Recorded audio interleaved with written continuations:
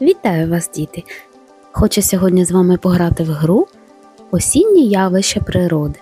Я буду називати твердження, а ви мені будете казати, так чи ні.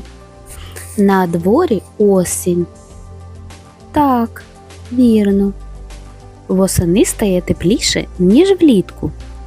Ні, молодці. Восени птахи відлітають в теплі краї.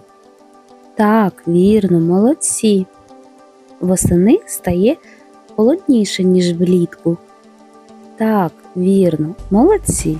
Восени листя стає жовтим та червоним, а потім опадає.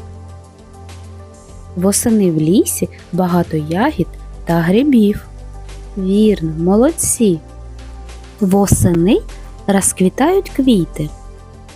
Ні, вірно, молодці.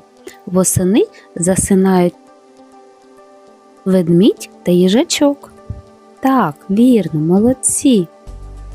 А вересень – це зимовий місяць. Ні, молодці. А у листопаді падає листя з дерев. Так, молодці. Восени ми ходимо в шортах та майках. Ні, вірно. А вересень, жовтень та листопад – це осінні місяці. Так, вірно, молодці. Діти, ми сьогодні з вами пригадали усі явища, які можуть відбуватися у природі. Я вам бажаю гарного дня. До побачення!